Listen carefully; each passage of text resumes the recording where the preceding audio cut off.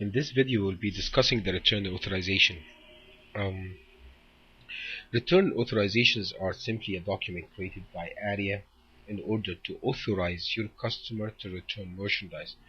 Usually what happens, as you know, you create the authorization, you fax it to your customer, the customer packs the merchandise, send it to the warehouse along with the authorization form in order for the warehouse to accept the merchandise.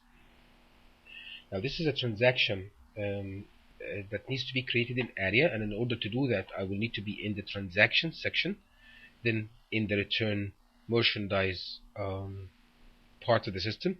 Then this is the program that we're going to be using, which is the return authorization.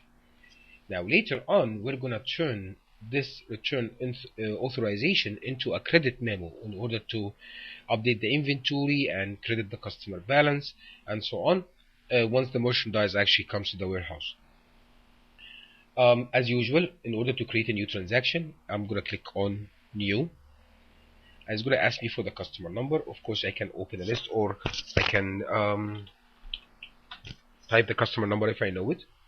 If this return is coming from a specific store or a specific DC, I can just simply click on this button to choose the store where it's coming from. Okay. If not, or if you can leave it, if you do not wish to classify this information, you still can leave it set to the main account. Now once you do this, the system is going to pull the information for you about that customer. So we know here that this is the customer address, and here is the place where the merchandise should be coming back, and in case if you wish to change it, you can always change it from this list. The date the merchandise or the authorization is created on, and it's going to be voided after usually Aria allows it for 10 days, but of course you can change the dates over here. Now this part controls the total value of the authorization, and this is a very flexible transaction on Aria, since that actually when we create the authorization, we're not updating any AR balances or any inventory on Aria, because we're not sure that the merchandise is going to actually come back. So you have more than one choice over here. Choice number one, which is the most direct one. If you know the customer order number that the merchandise is going to be returned on, what I would do, I'm just going to jump to the order field, type the order number, or just simply select the order from the list, and the number of cartons. If I also know it's 10 cartons, for example, I would do that. If there is any PO number that's attached to this PO, I would type it here.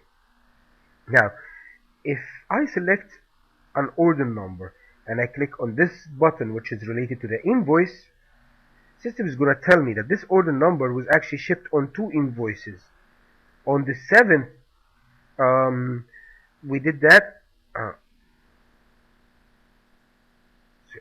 Here are the invoice numbers for this order, and as you can see that this is the invoice that actually the order was shipped on. If the customer is returning, and once you do this, by the way, the system automatically calculates for you the cartons and puts for you the PO. By coincidence, the invoice that we chose did not have a PO number, so this is why it cleared that part. Another thing, you have the choice of either clicking on this button if the customer is actually returning the entire invoice. If the customer is returning part of the invoice, so I'm not going to need to select that checkbox, and I'm going to move into the details section to start entering part of the invoice as a return. Right? So I'm just going to check it now so we can cover case number 1. As you can see, if I'm clicking return the entire invoice, system actually did put for me 319 pieces, and we're authorizing the customer to return merchandise with value of 3,368.55. right?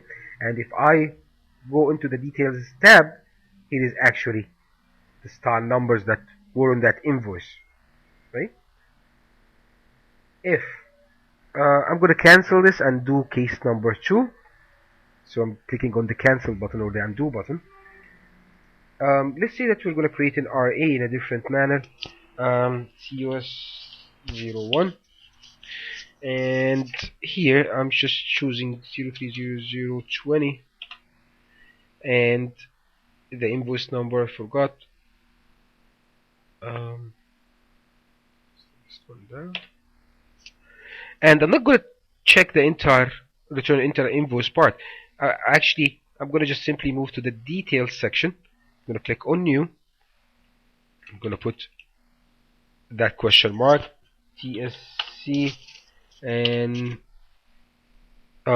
it's just telling me that the style is not assigned to the location we're returning the merchandise to. That's fine.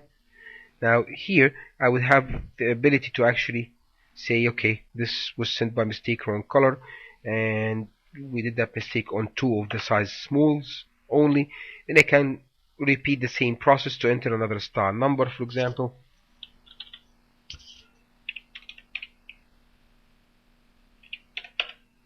And Daisy, for example, this one was damaged 2 pieces of X large, for example. So this is actually part of the invoice. You see that the system will, if I go back to header again, it's updating the budget pieces and still open, and so on. Now you also have the ability to specify a reason on the header level for damages. Like I say, this is returned mainly for damages, or and of course, if you have different reasons for each line, Aria will kind of ignores whatever you have on the header, and this will be the valid reasons for reporting later. Last thing I will need to do is just simply save.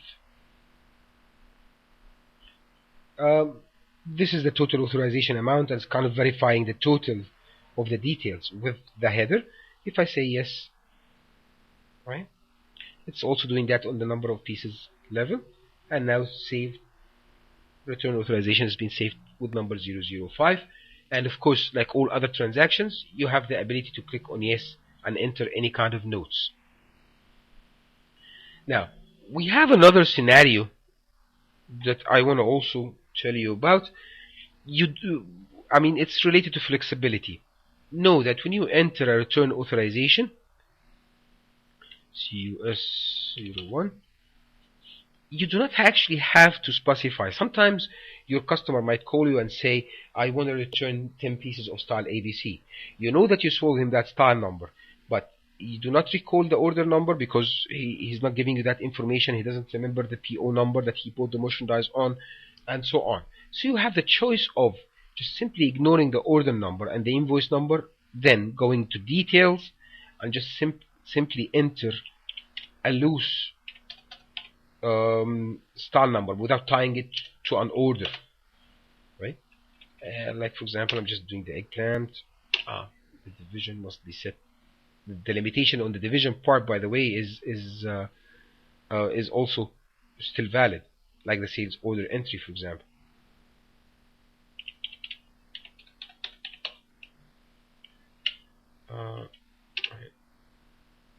And you can still specify the reason, 10 pieces, then you do new and you do the same, and so on. And of course, Aria is going to allow you to still save the RA without specifying an order. When the credit memo or when the merchandise actually comes to the warehouse, and at the time when turning the RA into a credit memo, there will be some extra checking at that time. Another thing, so here I actually created an RA without specifying the order or the invoice. And there is a third scenario. If the customer is calling you and he doesn't even know the style numbers, sometimes they lose the tags, they just simply don't remember the style number from your your style number. They know their style number, but they don't know yours, so they're making it difficult for you. So you can easily do the following without specifying the details. If I come here directly and jump into the pieces section here on the header and type 10 pieces and with the value of $500. Now I'm not going to put order numbers, I'm not going to do invoice number, I'm not going to enter anything on the details, and I'm just simply going to save. Aria will still allow you to do that. And this means that you are allowing your client to return total of 10 pieces with the value of $500. Now he's going to bring this to the warehouse, and when it comes to your warehouse, you're going to be able to turn that into a credit memo, and at that time you will have to specify the details, and you have to tell me which style numbers they are and how many pieces and what sizes and all of that stuff. So this kind of authorization is just simply uh, a very loose authorization, just to allow the customer to return 10 pieces with the value of $500, regardless of which style numbers, which reasons or whatsoever. So this is the way to create an RA on Aria. Now, as you know, Aria will assign an RA number for you, and if for any reason you decided to modify or cancel an RA, simply add like all other screens, like what we do with the sales orders. I will go to the same location, transaction, return authorization, open the RA screen, and simply click on RA, choose my RA number over here, the one that I would like to either modify or cancel. Choose it on screen, and if I need to do any modifications, I'll simply click on my edit button and change any kind of information I see over here, or I can add new styles, remove styles, change sizes, and of course save by the end. And if it happened that I would like to